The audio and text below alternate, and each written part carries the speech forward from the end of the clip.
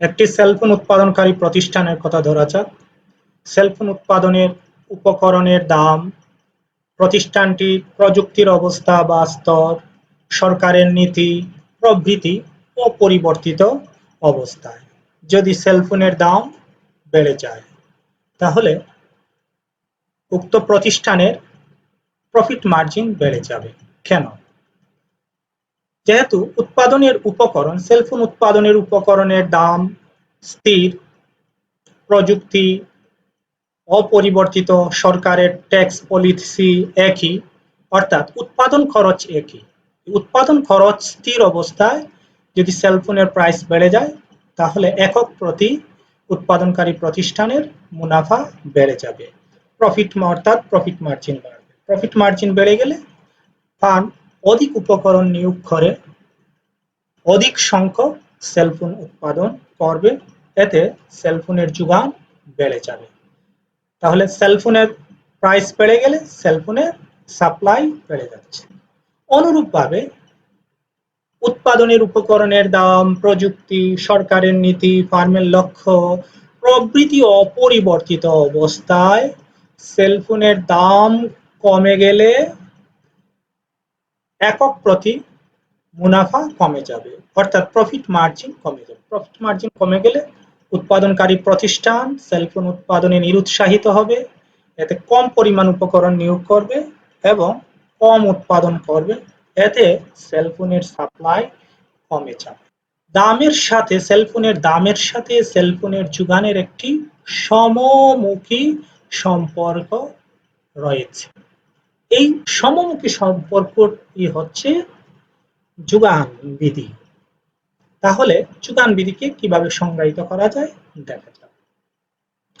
যোগানের উপর প্রভাবকারী অন্যান্য সকল উপাদান, যোগানের উপর প্রভাবকারী অন্যান্য সকল উপাদান দ্রব্যের নিজস্ব দাম ছাড়া সকল উপাদান অপরিবর্তিত অবস্থায় দ্রব্যের দাম বৃদ্ধি পেলে যোগানের পরিমাণ বৃদ্ধি পায় এবং দাম হ্রাস পেলে যোগানের পরিমাণও হ্রাস পায়। দামের সাথে যোগানের এই সমমুখী সম্পর্ককে যোগান বিধি বলে। ক্লিয়ার? এই যোগান বিধি কার্যকর হতে হলে কিছু অনুমিত শর্ত পালন করতে হয়। নাম্বার 1, সম্পর্কিত দ্রব্যের দাম অপরিবর্তিত থাকবে। নাম্বার 2, উৎপাদনের উপাদানের দাম অপরিবর্তিত থাকবে। নাম্বার 3, প্রযুক্তির অবস্থা বা স্তরের কোনো পরিবর্তন হবে না। নাম্বার 4, সরকারের নীতি অর্থাৎ সরকারের কর নীতি বা ভর্তুকি নীতির কোনো পরিবর্তন হবে না। পূর্বে সরকার যে পরিমাণ ট্যাক্স ইম্পোজ করত অথবা যে পরিমাণ সাবসিডি দিত বর্তমানেও তা অব্যাহত থাকবে। নাম্বার 5, ফার্মের লক্ষ্য অপরিবর্তিত থাকবে। এই অনুমিতিগুলো অপরিবর্তিত থাকলে, এই অনুমিতিগুলো মেনে চললে দ্রব্যের নিজস্ব দাম বাড়লে যোগানের পরিমাণ বাড়ে এবং দাম কমলে যোগানের পরিমাণ কমে। দামের সাথে যোগানের পরিমাণের একটি সমমুখী সম্পর্ক রয়েছে, যা হচ্ছে যোগান বিধি। আমরা চাহিদা বিধিও দেখেছি। চাহিদা বিধিতে দেখেছি চাহিদার উপর প্রভাবকারী অন্যান্য সকল উপাদান অপরিবর্তিত অবস্থায় দ্রব্যের নিজস্ব দাম বাড়লে চাহিদা কমে যায় এবং দাম কমলে চাহিদা বেড়ে যায়। দামের সাথে চাহিদার পরিমাণের একটি বিপরীতমুখী সম্পর্ক থাকে, যা হচ্ছে চাহিদা বিধি। আর যোগানের উপর প্রভাবকারী অন্যান্য সকল উপাদান অপরিবর্তিত অবস্থায় দ্রব্যের নিজস্ব দাম বাড়লে যোগান বাড়ে এবং দাম কমলে যোগান কমে। দামের সাথে যোগানের একটি সমমুখী সম্পর্ক রয়েছে, রাইট? এবার আমরা সূচির সাহায্যে যোগান বিধি ব্যাখ্যা করব। লক্ষ্য করো, দ্রব্যের দাম যখন 10 টাকা তখন যোগানের পরিমাণ 100 একক। এই অবস্থায় অন্যান্য সকল উপাদান অপরিবর্তিত আছে। যোগানের উপর প্রভাবকারী দ্রব্যের নিজস্ব দাম ছাড়া অন্যান্য সকল উপাদান, যেমন সম্পর্কিত দ্রব্যের দাম, উৎপাদনের উপাদানের দাম, প্রযুক্তির স্তর, সরকারের নীতি, ফার্মের লক্ষ্য প্রভৃতি অপরিবর্তিত অবস্থায় দ্রব্যের নিজস্ব দাম যখন 10 টাকা তখন আমরা ধরে নিচ্ছি যোগানের পরিমাণ হচ্ছে 100 একক। এখন দাম যদি 10 টাকা থেকে বেড়ে 20 টাকা হয়, অর্থাৎ দাম কি হলো, 10 টাকা থেকে বেড়ে 20 টাকা হলো, দাম বাড়লো, বাড়ার সাথে সাথে যোগানের পরিমাণ 100 একক থেকে বেড়ে 200 একক হলো, যোগানের পরিমাণও বেড়ে গেল। তাহলে কি দেখতে পাচ্ছি, দ্রব্যের নিজস্ব দাম ছাড়া অন্যান্য সকল উপাদান অপরিবর্তিত অবস্থায় দ্রব্যের নিজস্ব দাম বাড়লে যোগানের পরিমাণ বাড়ে, আবার যদি দাম কমতো তাহলে যোগানের পরিমাণ কমবে। তাহলে দামের সাথে যোগানের পরিমাণের একটি সমমুখী সম্পর্ক রয়েছে, এই সমমুখী সম্পর্কই হচ্ছে যোগান বিধি। এখন চিত্রের সাহায্যে যোগান বিধি ব্যাখ্যা করা যায়। চিত্রে ভূমি অক্ষে কোয়ান্টিটি সাপ্লাইড এবং লম্ব অক্ষে ওন প্রাইস, দ্রব্যের নিজস্ব দাম ধরা হয়েছে। ভূমি অক্ষে পরিমাণ 100 একক, 200 একক, 0, 100, 200 এবং দ্রব্যের দাম 10 টাকা, 20 টাকা, দাম 10 টাকা, 20 টাকা। সূচিতে দেখা যায় দাম 10 টাকা হলে যোগানের পরিমাণ হচ্ছে 100 একক, দাম 10 টাকা, যোগানের পরিমাণ 100 একক, এ বিন্দু দ্বারা নির্দেশ করা হলো। এখন দাম 10 টাকা থেকে বেড়ে 20 টাকা হলে যোগানের পরিমাণ 100 একক থেকে বেড়ে 200 একক হয়। 10 টাকা থেকে বেড়ে 20 টাকা হলে যোগানের পরিমাণ 100 একক থেকে 200 একক হয়, যা বি বিন্দু দ্বারা নির্দেশ করা হয়েছে। এ আর বি বিন্দু যোগ করে যে রেখা পাওয়া যায় তা হচ্ছে যোগান রেখা। আমরা কি দেখতে পাচ্ছি, দাম 10 টাকা থেকে বেড়ে 20 টাকা হয়েছে, দাম বেড়েছে, যোগানের পরিমাণ বেড়েছে। দাম কমলে যোগানের পরিমাণ কমে, দাম বাড়লে যোগান বাড়ে, নিজস্ব দাম কমলে যোগানের পরিমাণ কমে। দামের সাথে যোগানের এই সমমুখী সম্পর্কই হচ্ছে যোগান বিধি। কি দেখেছি, দ্রব্যের নিজস্ব দাম যখন বেড়েছে যোগানের পরিমাণও বেড়েছে, দাম যখন কমেছে যোগানের পরিমাণও কমেছে। দামের সাথে যোগানের এই সমমুখী সম্পর্কই হচ্ছে যোগান বিধি। ক্লিয়ার? এবার দেখা যাক যে দামের সাথে যোগানের কেন এই সমমুখী সম্পর্ক তৈরি হয়। Reasons for upward sloping of a supply curve or reasons for law of supply। দামের সাথে যোগানের আমরা দেখতে পেয়েছি একটি কি হয়, সমমুখী সম্পর্ক তৈরি হয়, ফলে যোগান রেখা বাম থেকে ডানে ঊর্ধ্বগামী হয়ে থাকে। যখন দুটি চলকের মধ্যে সম্পর্ক পজিটিভ হয় তখন রেখা ঊর্ধ্বগামী হয়, আর দুটো চলকের মধ্যে সম্পর্ক যখন ইনভার্স হয় তখন রেখা নিম্নগামী হয়। আমরা কি দেখেছি, দামের সাথে দ্রব্যের যোগানের সম্পর্ক হচ্ছে সমমুখী, যার কারণে যোগান রেখা হয়েছে ঊর্ধ্বগামী। আমরা এখন দেখব কেন দামের সাথে দ্রব্যের যোগানের এই সমমুখী সম্পর্ক তৈরি হয়। Number 1, profit margin. উৎপাদকের মূল লক্ষ্য হচ্ছে মুনাফা সর্বোচ্চ করা। এই মুনাফা সর্বোচ্চ করার লক্ষ্যে উৎপাদন খরচ অপরিবর্তিত যদি থাকে, আমরা দেখেছি ল অফ সাপ্লাই আলোচনা করে উৎপাদনের উপকরণ, প্রযুক্তি, সরকারের নীতি প্রভৃতি অপরিবর্তিত অবস্থায় দ্রব্যের নিজস্ব দামের পরিবর্তন। তাহলে অন্যান্য বিষয় অপরিবর্তিত থাকছে, উৎপাদনের উপকরণ স্থির থাকছে, প্রযুক্তি স্থির থাকছে, অর্থাৎ প্রোডাকশন কস্ট ফিক্সড। এই উৎপাদন খরচ স্থির অবস্থায় যদি দ্রব্যের দাম বেড়ে যায়, প্রোডাক্ট প্রাইস যদি বেড়ে যায়, তাহলে ফার্মের একক প্রতি মুনাফা বেড়ে যাবে। কেন? আমরা মুনাফা পেয়ে থাকি প্রোডাক্ট প্রাইস থেকে, প্রোডাকশন কস্ট বাদ দিলে। একক প্রতি দাম থেকে একক প্রতি উৎপাদন খরচ যদি আমরা বাদ দিই তাহলে কি পেয়ে যাব? মুনাফা পেয়ে যাব। যেহেতু উৎপাদন খরচ স্থির এবং দ্রব্যের দাম বেড়ে গেছে, সুতরাং এ দুটো ডিফারেন্সটা বেড়ে গেছে, অর্থাৎ প্রফিট মার্জিন বেড়ে গেল। যখন উৎপাদন খরচ স্থির অবস্থায় দ্রব্যের দাম বেড়ে যাবে, প্রফিট মার্জিন বেড়ে যাবে, অর্থাৎ একক প্রতি মুনাফা বেড়ে যাবে। যখন একক প্রতি মুনাফা বেড়ে যাবে তখন উৎপাদনকারী প্রতিষ্ঠান উৎপাদনে উৎসাহিত হবে এবং সে অধিক পরিমাণ উপকরণ নিয়োগ করে অধিক পরিমাণ উৎপাদন করার চেষ্টা করবে, এতে উৎপাদনের পরিমাণ বেড়ে যাবে। অধিক পরিমাণ উৎপাদন এর অর্থ হচ্ছে অধিক পরিমাণ যোগান, অর্থাৎ ফার্মের যোগান বেড়ে যাবে। তাহলে কি দেখতে পাচ্ছি, প্রোডাক্ট প্রাইস যখন বেড়ে যাচ্ছে, সাপ্লাই দ্রব্যের যোগান বেড়ে যাচ্ছে, দাম বাড়লে যোগান বাড়ে। আবার যদি প্রোডাকশন কস্ট স্থির অবস্থায়, উৎপাদনের যোগানের উপর প্রভাবকারী অন্যান্য সকল উপাদান স্থির, অর্থাৎ উৎপাদন খরচ স্থির। স্থির অবস্থায় যদি দেখা যায় বাজারে প্রোডাক্টের দাম কমে যায়, দাম কমে গেলে উৎপাদন খরচ স্থির অথচ দাম কমে গেছে, একক প্রতি রিটার্ন কম অথচ এক্সপেন্ডিচার একই রয়েছে, এতে একক প্রতি মুনাফা কমে যাবে, তাহলে প্রফিট মার্জিন কমে যাবে। প্রফিট মার্জিন যদি কমে যায়, কমে গেলে ফার্ম উৎপাদনে নিরুৎসাহিত হবে, কম পরিমাণ উপকরণ নিয়োগ করে উৎপাদন করার চেষ্টা করবে, এতে করে প্রোডাকশন কমে যাবে। প্রোডাকশন কমে গেলে ফার্মের সরবরাহ বা যোগানের পরিমাণ কমে যাবে। তাহলে আমরা দেখতে পাচ্ছি উৎপাদন খরচ অপরিবর্তিত অবস্থায় দ্রব্যের নিজস্ব দাম বেড়ে গেলে ফার্ম তার মুনাফা সর্বোচ্চ করার লক্ষ্যেই যোগানের পরিমাণ বাড়িয়ে দেবে। আবার উৎপাদন খরচ স্থির অবস্থায় প্রোডাক্ট প্রাইস দ্রব্যের দাম কমে গেলে ফার্ম তার মুনাফা সর্বোচ্চ করার লক্ষ্যেই উৎপাদনের পরিমাণ কমিয়ে দেবে। তাহলে এই প্রফিট মোটিভের জন্য দামের সাথে যোগানের পরিমাণের একটি সমমুখী সম্পর্ক তৈরি হচ্ছে। Clear? Number 2, change in the number of farms.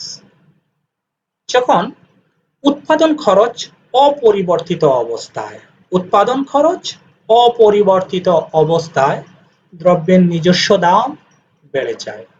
দ্রব্যের নিজস্ব দাম বেড়ে গেলে প্রতি একক দ্রব্য থেকে রিটার্ন বেশি আসছে, অথচ প্রতি একক দ্রব্য উৎপাদনের খরচ বা কস্ট ফিক্সড। তাহলে কি দাঁড়ালো? একক প্রতি মুনাফার পরিমাণ বেড়ে গেল, প্রফিট মার্জিন বেড়ে যাবে। প্রফিট মার্জিন বাড়ার সাথে সাথে ফার্ম, নতুন নতুন ফার্ম বাজারে প্রবেশ করবে অধিক পরিমাণ মুনাফার আশায়। এক্সিস্টিং ফার্মের বাইরে নতুন নতুন ফার্ম বাজারে প্রবেশ করার চেষ্টা করবে, এতে ফার্মের সংখ্যা বেড়ে যাবে। বাজারে যখন ফার্মের সংখ্যা বেড়ে যায় তখন অধিক সংখ্যক ফার্মে উৎপাদন করার কারণে যোগানের পরিমাণও বেড়ে যাবে। তাহলে দ্রব্যের দাম বেড়ে গেলে অধিক সংখ্যক ফার্ম বাজারে প্রবেশ করার কারণে যোগানের পরিমাণ বেড়ে যাবে, রাইট? আবার প্রোডাকশন কস্ট স্থির অবস্থায় যদি দ্রব্যের দাম কমে যায় তাহলে কি দাঁড়াচ্ছে? উৎপাদন খরচ স্থির অথচ দ্রব্যের দাম কমে গেছে, অর্থাৎ একক প্রতি মুনাফার পরিমাণ কমে যাবে। মুনাফার পরিমাণ কমে যাওয়া ফলে দেখা যাবে প্রফিট মার্জিন কমে যাওয়ার কারণে ফার্ম উৎপাদনে নিরুৎসাহিত হবে। কিছু কিছু ফার্ম বাজারে এক্সিস্ট করতে পারবে না, তারা বাজার থেকে চলে যাবে। আবার কিছু ফার্ম উৎপাদন কমিয়ে দেবে, এতে ফার্মের সংখ্যা কমে যাবে, বাজারে ফার্মের সংখ্যা কমে যাবে। যেহেতু ফার্মের সংখ্যা কমে যাবে, কম সংখ্যক ফার্ম উৎপাদন কার্যক্রম পরিচালনা করার কারণে দ্রব্যের যোগানও কমে যাবে। তাহলে কি দেখা যাচ্ছে?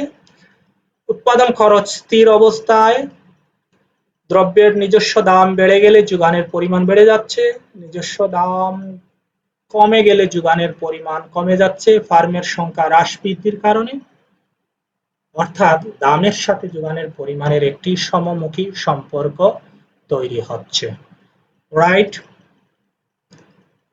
Number 3, change in stock. উৎপাদন খরচ অপরিবর্তিত অবস্থায় দ্রব্যের নিজস্ব দাম যদি বেড়ে যায়, বেড়ে গেলে আমরা আগেও বলেছি একক প্রতি মুনাফার পরিমাণ বেড়ে যাবে, প্রফিট মার্জিন বেড়ে যাবে।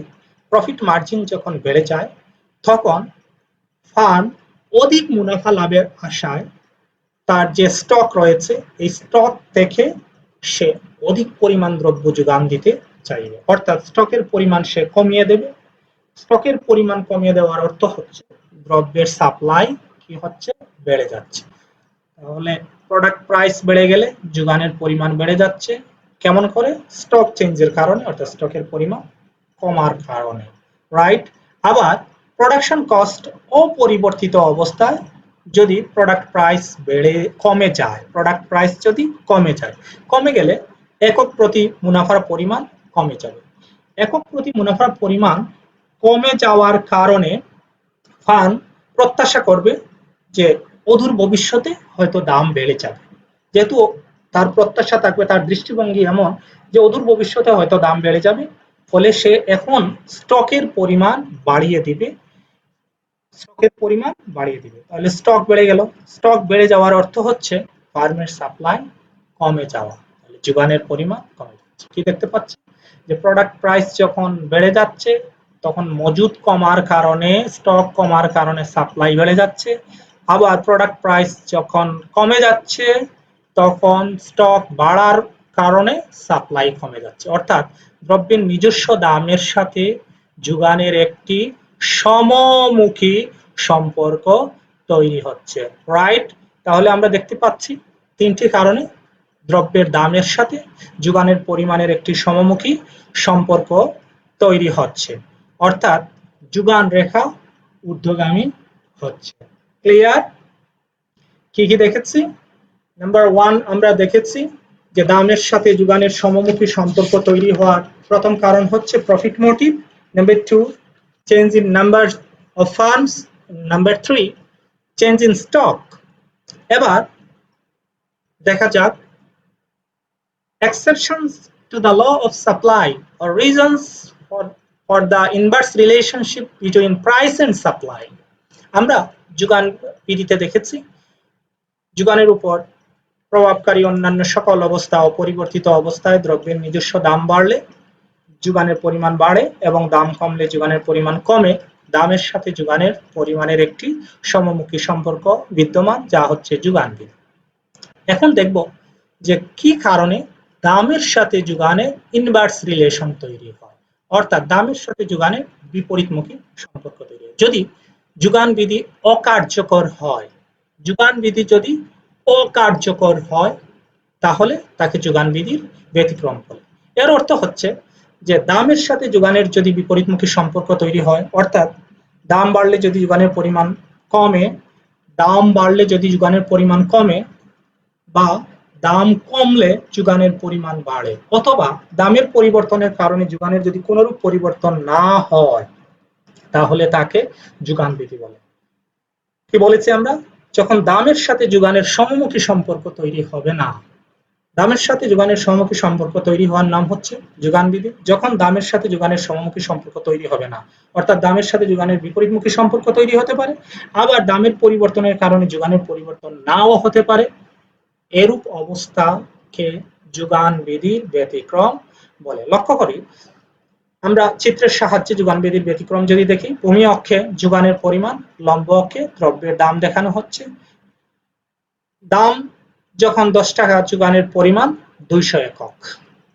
এখন দাম যদি বেড়ে 20 টাকা হয় তাহলে যোগানের পরিমাণ কমে যদি দেখা যায় 100 একক হয়। দাম বাড়লো, যোগানের পরিমাণ, দাম বাড়লো, যোগানের পরিমাণ কমে গেল। আবার দাম কমলে যোগানের পরিমাণ বেড়ে গেল। অর্থাৎ দামের সাথে যোগানের যদি এরূপ বিপরীতমুখী সম্পর্ক তৈরি হয় তাহলে তাকে যোগান বিধি ব্যতিক্রম বলে। আবার এমন হতে পারে যে দ্রব্যের দাম বাড়লো অথচ যোগানের কোনো পরিবর্তন হলো না, দাম 10 টাকা থেকে 20 টাকা হলো, যোগান আগেও 100 একক ছিল, এখনো 100 একক আছে, অর্থাৎ যোগানের কোনরূপ পরিবর্তন হয়নি, তাও হচ্ছে যোগান বিধি ব্যতিক্রম। কি দেখো কি বলেছি আমরা যে দামের সাথে আমরা দেখেছি যোগানের পরিমাণের একটি সমমুখী সম্পর্ক তৈরি হয়, যা হচ্ছে যোগান বিধি। এখন যদি দেখা যায় দামের সাথে যোগানের পরিমাণের বিপরীতমুখী সম্পর্ক তৈরি হয়, দাম বাড়লে যোগানের পরিমাণ যদি কমে যায় অথবা দাম কমলে যোগানের পরিমাণ বেড়ে যায়, দামের সাথে যোগানের বিপরীতমুখী সম্পর্ক তৈরি হয়, অথবা দামের পরিবর্তনের কারণে যোগানের যদি পরিবর্তন না হয় তাহলে তাকে যোগান বিধির ব্যতিক্রম বলে। এবার দেখা যাক কেন এই দামের সাথে যোগানের সমমুখী সম্পর্ক তৈরি হয় না, অর্থাৎ দামের সাথে যোগানের কেন বিপরীতমুখী সম্পর্ক তৈরি হতে পারে, অথবা দামের পরিবর্তনের কারণে কেন যোগানের পরিবর্তন না হতে পারে। Number 1, agricultural goods. যোগান বিধি কৃষি পণ্যের ক্ষেত্রে প্রযোজ্য হয় না, কারণ কৃষি পণ্যের উৎপাদন ক্লাইমেট কন্ডিশনের উপর নির্ভর করে।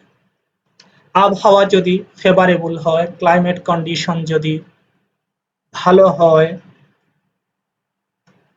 যদি আবহাওয়া প্রতিকূল হয় তাহলে অধিক পরিমাণ উৎপাদন হবে, অর্থাৎ দ্রব্যের নিজস্ব দাম স্থির অবস্থায় আবহাওয়া অনুকূল হলে যোগানের পরিমাণ বেড়ে যাবে। অনুকূল আবহাওয়া কৃষি দ্রব্যের ক্ষেত্রে অধিক পরিমাণ উৎপাদনের ক্ষেত্রে সহযোগিতা করে, এতে অধিক পরিমাণ উৎপাদন হয়, দ্রব্যের যোগান বৃদ্ধি পায়। আবার আনফেভারেবল ক্লাইমেট কন্ডিশনে যদি হয়, প্রতিকূল যদি আবহাওয়া হয়, তাহলে উৎপাদনে ব্যাঘাত সৃষ্টি হবে। বন্যা, অতিবৃষ্টি, অনাবৃষ্টি এরকম প্রাকৃতিক বিভিন্ন ধরনের যদি প্রতিবন্ধকতা থাকে, ক্লাইমেট কন্ডিশন যদি আনফেভারেবল হয়, তাহলে উৎপাদনকারী কম পরিমাণ উৎপাদন করতে পারবে, এতে যোগানের পরিমাণ কমে যাবে। তাহলে ক্লাইমেট কন্ডিশন যদি ফেভারেবল হয়, দ্রব্যের যোগান বেড়ে যায়। ক্লাইমেট কন্ডিশন যদি আনফেভারেবল হয়, দ্রব্যের যোগান কমে যায়। এক্ষেত্রে আনফেভারেবল ক্লাইমেট কন্ডিশনের ক্ষেত্রে দ্রব্যের দাম যদি বেড়েও যায়, তবু যোগানের পরিমাণ বাড়ানো সম্ভব হয় না, যোগানের পরিমাণ কমে যায়। অর্থাৎ দামের সাথে যোগানের সমমুখী সম্পর্ক তৈরি হয় না। এছাড়া কৃষি পণ্যের ক্ষেত্রে কৃষি পণ্য উৎপাদনের জন্য একটা নির্দিষ্ট সময়ের প্রয়োজন পড়ে। যেহেতু একটি নির্দিষ্ট সময়ের প্রয়োজন পড়ে, ফলে যদি পণ্যের দাম বেড়েও যায়, তাহলে সাথে সাথে কৃষি পণ্য উৎপাদন করে যোগান বাড়ানো সম্ভব হয় না। যেমন ধরো, কলার দাম বেড়ে গেল, তাহলে কলার দাম বেড়ে গেলে আমরা সাথে সাথে কতগুলো কলা গাছ লাগিয়ে কলার উৎপাদন সাথে সাথে বাড়ানো সম্ভব না, কলার যোগান বাড়িয়ে দেওয়া সম্ভব না। এর জন্য একটি নির্দিষ্ট সময়ের প্রয়োজন পড়ে। ফলে দাম বাড়লেই কৃষি পণ্যের ক্ষেত্রে যোগান বাড়বে এবং দাম কমলে যোগান কমবে, এই বক্তব্যটি কৃষি পণ্যের ক্ষেত্রে প্রযোজ্য নয়। অর্থাৎ এক্ষেত্রে যোগান বিধি অকার্যকর। Clear? Number 2, expectations regarding future price. ভবিষ্যতে দাম কি হবে সেই সম্পর্কে প্রত্যাশা। যখন বিক্রেতা আশা করে যে ভবিষ্যতে দ্রব্যের দাম বেড়ে যাবে, অর্থাৎ এখন যে দাম আছে তার চেয়ে ভবিষ্যতে দাম বেড়ে যাবে, তখন উৎপাদনকারী প্রতিষ্ঠান বা বিক্রেতা ওয়েট এন্ড ওয়াচ পলিসি সে গ্রহণ করতে পারে। অর্থাৎ সে অপেক্ষা করতে পারে এবং পর্যবেক্ষণ করতে পারে, সে দেখতে পারে যে দ্রব্যের দাম ভবিষ্যতে কি হবে, অধিক পরিমাণ দাম বেড়ে যাবে। যেহেতু ভবিষ্যতে অধিক পরিমাণ দাম বেড়ে যাবে, এরূপ সে প্রত্যাশা করে, ফলে বর্তমানে সে যোগান কমিয়ে দেয়, এমনকি বন্ধ করে দিতে পারে। অর্থাৎ বর্তমানে সে মজুদের পরিমাণ বাড়িয়ে দেয়। যেহেতু বর্তমান মজুদ বাড়িয়ে দেয়, ভবিষ্যতে যখন দাম বাড়বে তখন অধিক পরিমাণ মুনাফা লাভের আশায়, ফলে প্রেজেন্ট সাপ্লাই কমে যায়। ফিউচার প্রাইস বেড়ে গেলে বর্তমান যোগান কমে যাচ্ছে। আবার যদি দেখা যায় যে বর্তমানে দাম স্থির অবস্থায়, অদূর ভবিষ্যতে দাম কমে যাওয়ার সম্ভাবনা তৈরি হয়, অর্থাৎ ফিউচারে দাম কমে যাবে, এরূপ যদি উৎপাদনকারী প্রতিষ্ঠান প্রত্যাশা করে, তাহলে তার মধ্যে একটা আতঙ্ক তৈরি হবে, একটা সংশয় তৈরি হবে যে যখন দাম কমে যাবে অদূর ভবিষ্যতে, তখন সে লোকসানের সম্মুখীন হবে। এই লোকসানকে অ্যাভয়েড করার জন্য সে বর্তমান দামে অধিক পরিমাণ পণ্য বিক্রি করবে, এমনকি সে তার স্টক ক্লিয়ার করে নেবে, এতে যোগানের পরিমাণ বেড়ে যাবে। তাহলে কি দেখা যাচ্ছে, এক্ষেত্রে যোগান বিধি কি হচ্ছে না, কার্যকর হচ্ছে না। ফিউচারে যদি দাম বাড়ার সম্ভাবনা তৈরি হয়, তাহলে উৎপাদনকারী প্রতিষ্ঠান বর্তমানে যোগান কমিয়ে দেয়, আর ফিউচারে দাম কমার যদি সম্ভাবনা তৈরি হয়, তাহলে বর্তমানে সে যোগান বাড়িয়ে দেয়। অর্থাৎ দামের সাথে যোগানের বিপরীতমুখী সম্পর্ক তৈরি হচ্ছে। এক্ষেত্রে যোগান বিধি অকার্যকর হচ্ছে এবং যোগান রেখা বাম থেকে ডানে নিম্নগামী হয়ে যাবে। রাইট? নাম্বার 3, কিছু পচনশীল পণ্য আছে যা খুব দ্রুত নষ্ট হয়ে যায়, যেমন সবজি, ফলমূল, এগুলো খুব তাড়াতাড়ি নষ্ট হয়ে যায়। এগুলো যদি নষ্ট হয়ে যায়, তাহলে উৎপাদক এগুলো থেকে কোনো অর্থই সে পাবে না। যেহেতু নষ্ট হয়ে গেলে উৎপাদক এগুলো থেকে কোনো অর্থ পাবে না, তাই উৎপাদক এখন যে দাম আছে, অর্থাৎ বা দাম স্থির অবস্থায়, এমনকি এই দ্রব্যগুলোর দাম কমে গেলেও সে তার সমস্ত পণ্য বিক্রি করতে প্রস্তুত থাকে। অর্থাৎ দাম স্থির অবস্থায় অথবা দাম কমে গেলেও বিক্রেতা তার স্টক ক্লিয়ার করে সব দ্রব্য যোগান দিতে ইচ্ছুক থাকে। ফলে এক্ষেত্রে যোগান বিধি অকার্যকর হয়। অর্থাৎ এক্ষেত্রে দাম বাড়লে যোগান বাড়বে এবং দাম কমলে যোগান কমবে, এই এই ল কার্যকর নয়। এক্ষেত্রে দাম কমলেও যোগানের পরিমাণ বেড়ে যেতে পারে। ক্লিয়ার? তাহলে আমরা দেখতে পাচ্ছি পেরিশেবল গুডস এর ক্ষেত্রে যে পণ্যগুলো কি হচ্ছে, দ্রুত নষ্ট হয়ে যায়, এগুলোর ক্ষেত্রে যোগান বিধি অকার্যকর। ক্লিয়ার? নাম্বার 4, যখন কোনো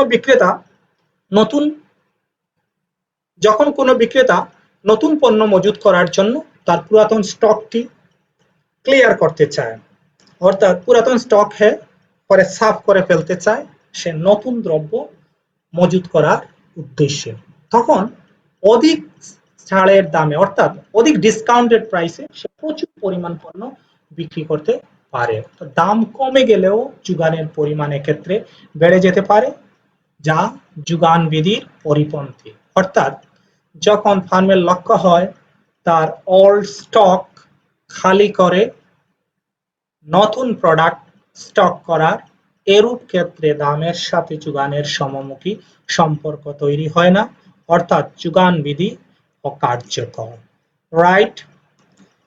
সুপ্রিয় শিক্ষার্থীবৃন্দ, আমরা আজকে তাহলে দেখতে পেয়ে আমরা আজকে যে বিষয়গুলো নিয়ে আলোচনা করেছি তা হচ্ছে যোগান বিধি, অর্থাৎ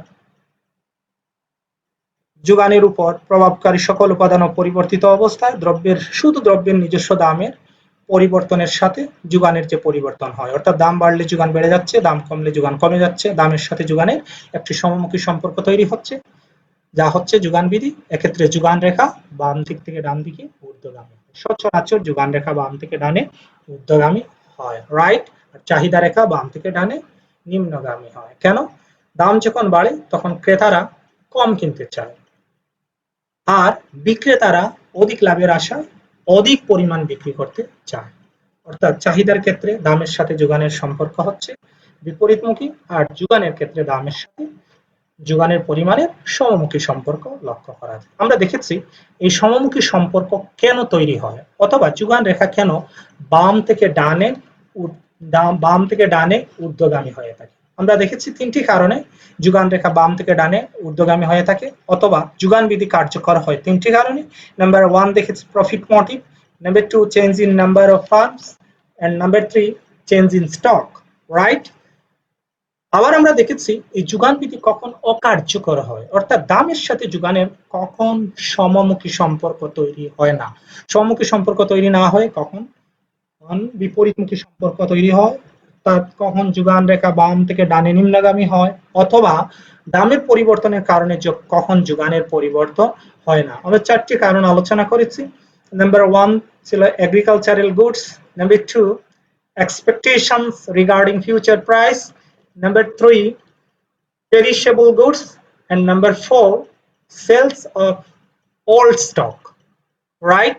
আশা করি তোমাদের ক্লাসটি ভালো লেগেছে, তোমরা ক্লাসটি এনজয় করেছো। যদি এ সম্পর্কিত তোমাদের কোনো প্রশ্ন থাকে অথবা কোনো কোয়ারি থাকে তাহলে কমেন্ট বক্সে লিখবে।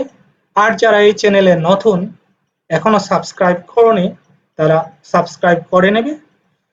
সবার জন্য শুভকামনা রইল।